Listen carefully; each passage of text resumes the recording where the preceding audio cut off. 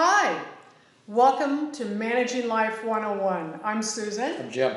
So good to have you guys here with us. Today, what we're going to talk about is money. Money. You know, money is an interesting topic. Mm-hmm. You know, it's there are two things people don't like to talk about, money and sex. And today we're going to talk about one of them. In some of our future podcasts, we will be talking about sex also. Yeah. Because this is all about managing life. It's just not one little segment of life. Mm-hmm. No. So, finances. Mm-hmm. We feel pretty good about our finances today. Yes. But that was not always the case. No. Well, you did so much better than I did. That's relative. Well, that's true. That's true. We do have our ups and downs. Anyhow, before Jim and I each got together, before we got together and got married, almost 31 years ago this October, I had a very good job where I made a lot of money, but I spent a lot of money. So, do you know a concept I had never really heard of was live below your means. And I thought, wow. Why would I want to do that? Exactly. What sense does that What make? sense does that make at Yeah. all? But fortunately, as the years went by, I have learned how to do that. But prior to that, you know, we're going to talk about it in two different ways. First of all, from a single individual, and then as a married couple. Because we do believe in marriage. What worked for us is when we got together, we absolutely told each other. I knew everything about Jim's finances, where he stood, what was going on, and he knew everything about my finances. And I actually had some debt. And these were some great questions that he asked me when we got in together. You know, like, what is your debt? How much money do you owe? Who Write do you down owe money? Yeah. every single person you owe money to. Yeah. Every Yes. single person It's you not owe like money there was to. 100 of them. No. No. Again, it's relative. And how much you owe them. It's true. And then we'll systematically pay them all off. Yes. And I'll never forget this one guy that we paid off. He was absolutely stunned that he was being paid off.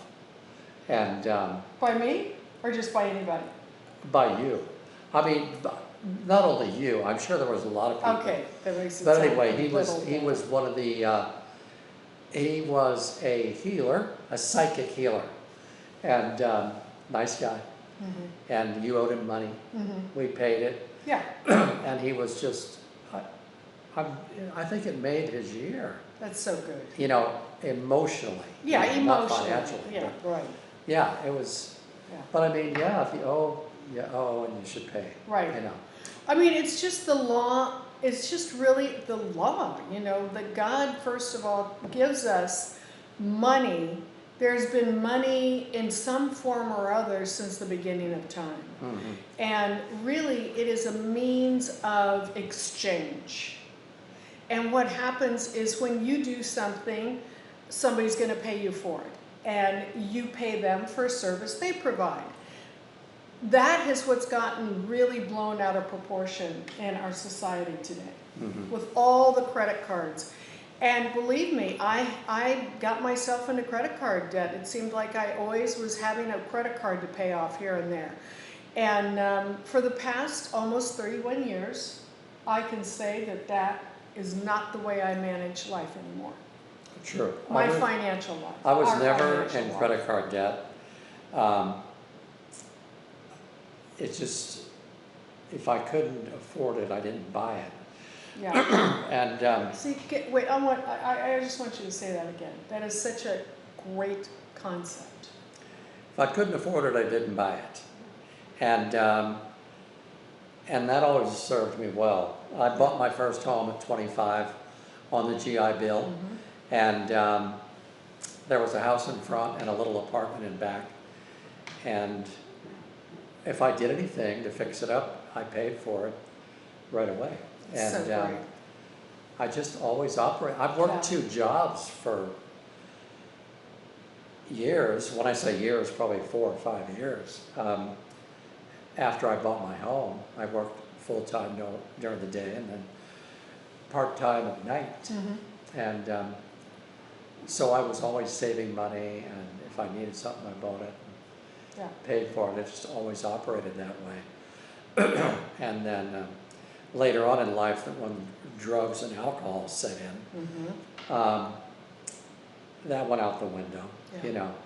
And but the minute I got straight, got sober, and of course I was in prison for my drug dealing. And but even in prison, I cut hair. I always was working. I cut hair, and guys would pay me in cigarettes, and I would use those cigarettes to get my laundry done, get ice cream delivered to my cell every night, and the best. I just used it as barter because I didn't smoke. Yeah. I mean, I did smoke when I first went in, but I quit that along with everything else. And yeah, I was always just used to paying for whatever I did was I got, you know. And I mean, to finish up our episode right now, take Dave Ramsey, Financial Peace. You'll be good. Okay. Thank you very much. We're done. We'll see you later. No, And, there's so much more. But you know, really, that is the basic. When we got introduced to Dave Ramsey, because even when we got together, I made great money, as I said. I worked for Levi Strauss. Jim had his own business as an entrepreneur. So legal. It was legal business. He was done with that other life. Prison was done. I was sober now 8 years. I was home 6 years from prison back to the U.S. New day. And I was 5 years sober. He was 8. So we didn't know each other during those wild days pre-sobriety.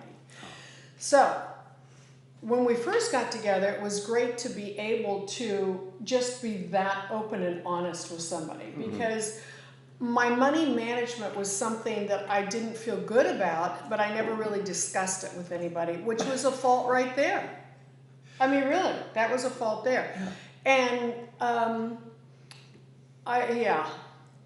it just wasn't good. It wasn't good. You know, it still just has a little twinge to me when I think about some of the things I did in the past. And but you know what? That was yesterday. And why we share these things, you know, a few podcasts ago, we were doing a little series on communication. And one of the keys is vulnerability. And I feel very vulnerable about this subject, because although we do it well now, we didn't always do it well. And I, in particular, before we got married, didn't do it well. I had my job. I never lost my job. I never had a house repossessed. I never had my car repossessed. None of that ever happened. I just wasn't that competent in certain ways. I'll actually use that word competent, because I wasn't thinking well. I hadn't been really educated about money. So it's important to be educated about money in just the simplistic things. That is a great rule. Don't buy anything if you can't afford it. You know, the credit card system has made it impossible, really hard, for people to not buy things without, when they don't have the money, they just buy it. They just figure I'll just pay for it later. And then it just keeps snowballing. So yes, we mentioned Dave Ramsey, and we were introduced to Dave Ramsey, I think we'd been married maybe about 10 years. Roughly. And we took the Dave Ramsey course at our church. And it was Financial Peace. And it was so great that we actually said, wow, we're really going to get a handle on this. And we didn't have any debt. The thing was, we didn't have debt. We actually were buying property, but yet we just didn't have a huge cash flow. So there was kind of always stress. And what we wanted to do was we wanted to be really good about our money. Really good about our money. So there were times before we started getting serious about this that I was usually the one. And it took me quite a few years. Because see, I had this fear. When I was growing up, my dad, I came from a pretty well-to-do family. And my father always paid the bills. But we had everything. I mean, we lived in a pretty nice place, and I had my own car, I had this and that, because I was the youngest of four. But when it came time to pay the bills, it was huge yelling and screaming around the house, because your money belief system is based off what you hear when you're growing up, when you're little.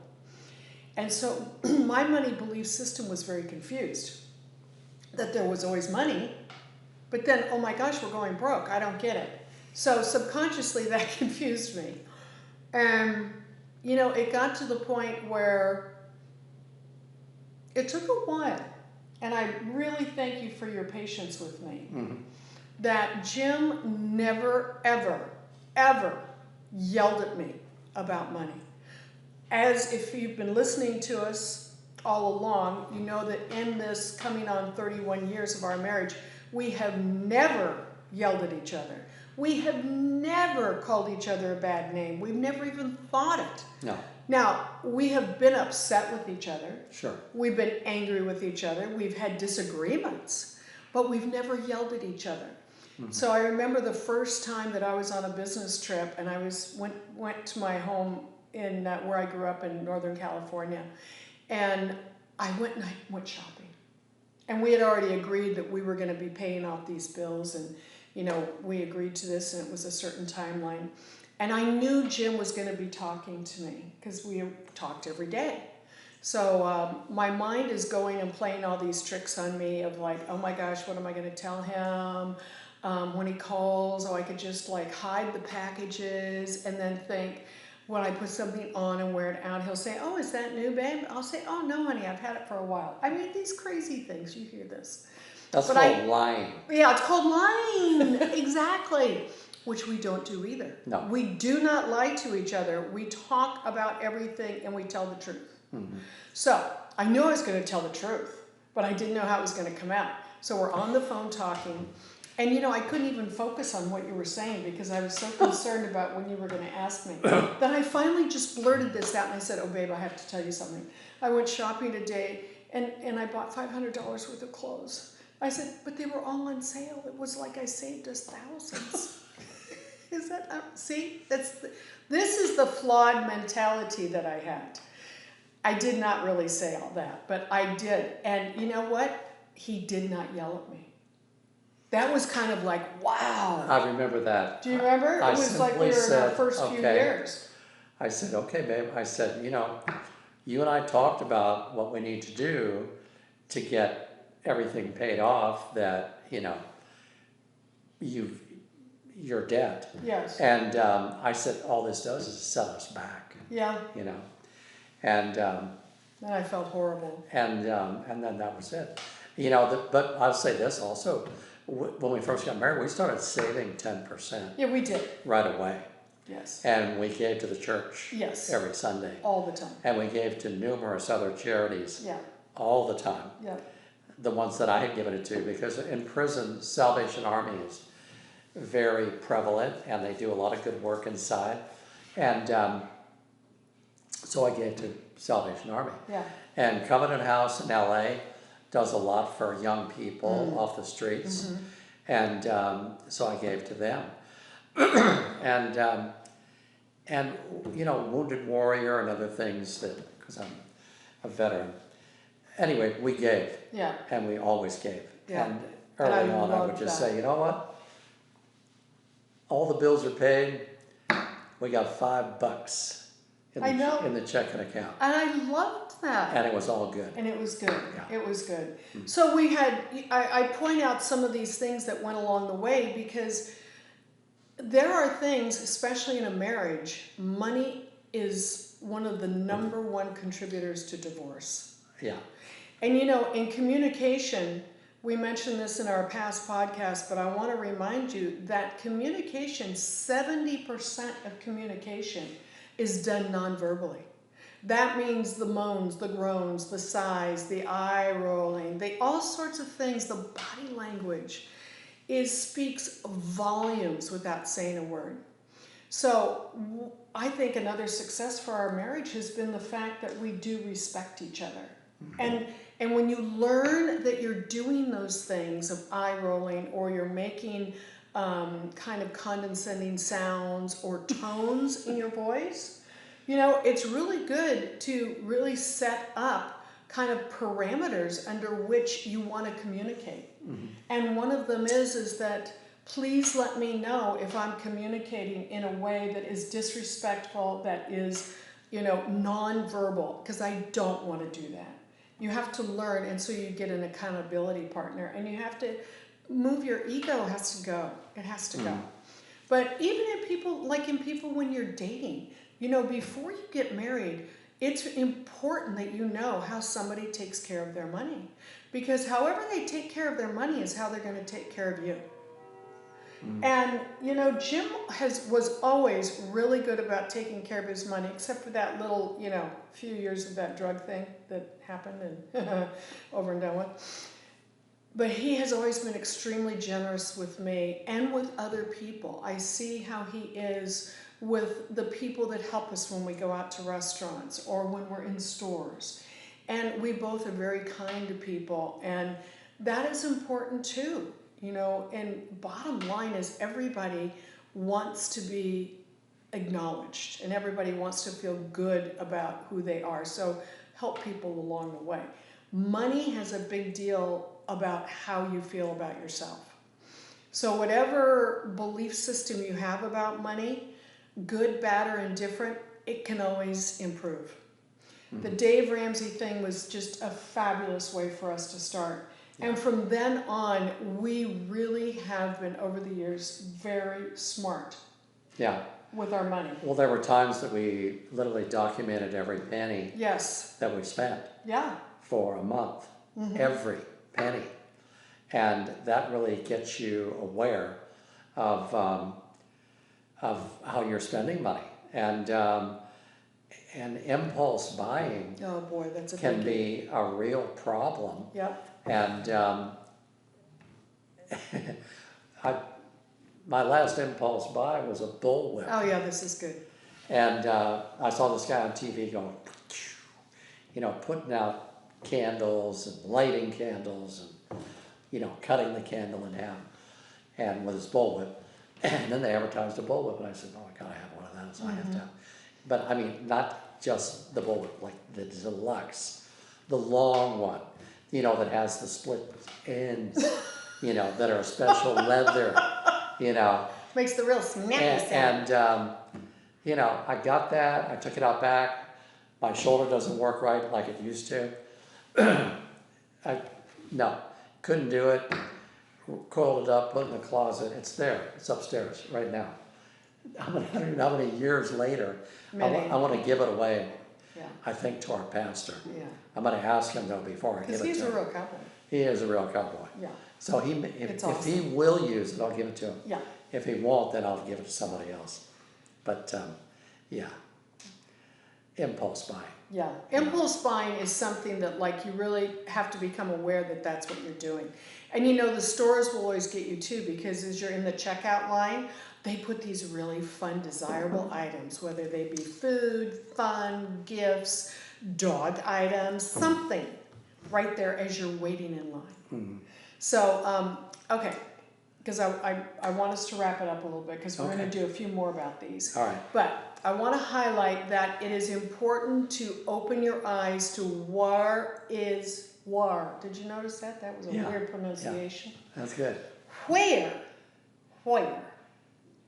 your money going? Where is your money? We used to have this commercial years ago when we were growing up that said, do you know where your children are? It's like, well, do you know where your money is? Dave Ramsey. You can go to RamseySolutions.com, and they have fantastic tools. Every dollar is an app that you can actually download onto your phone, and you can track every single penny that you spend. Now, if you're single, do that. If you're married, do that, so that you all are doing this. Make sure you get completely out of debt. Here's the process. Just the first 3 we're going to talk about with him. Baby step 1 is an emergency fund. Now, if you are a student or, you know, more just starting out in your work career, he says a minimum of $500. You really, set yourself a goal for $1,000 emergency fund. Baby step 2, 3 to 6 months worth of living just in case something happens. Because an emergency, that's why it's called an emergency fund. And then baby step 3 is you start working. If you are in debt, he calls it the debt snowball, to get out of debt. Now, when you get paid, take the first 10% and you're going to give that to God. That is the 10% you give to God. The next 10% you're going to give to yourself. One of the best books that we learned all about money when we started our book club with the young women was The Richest Man in Babylon. And it was a great book to help you start to understand and learn about money. And it's a little allegory about this man that was the richest man. These two guys wanted to know how he became the richest man in Babylon. So it was great. So I think that kind of wraps that up. Make sure you track everything. That's very important. Get an accountability partner. It's going to help you to have someone that you talk to money about. And ideally, you go to someone that you know can manage money pretty well. Let's put it this way. If you don't know anybody that can manage money well, then make it your mission that you learn how to manage your money, and then you can become an accountability partner. And we're going to do some more podcasts about money, but I think that's kind of the good stuff to start on. It's not a dirty topic. Impulse buy. Yeah. If you get the impulse to buy something, put it off until the next day. If you still want it the next day, think about it. Do you really need it? Will you really be glad you bought it next week? Right. Will it matter a week from now? Right. If you bought it, you know? And answer those questions, and impulse buying will all but stop. Yes. And you'll save yourself a lot of It'll money. certainly mitigate it, that's for sure. Well, and you know, money is just like anything else. It's a certain segment of our life. And if you don't manage your money, it's going to manage you. Sure. So that's us signing out from Managing Life 101, where if you don't manage your life, Yeah. what happens? It'll manage you. It will, big time. Yeah. Bye-bye. Bye.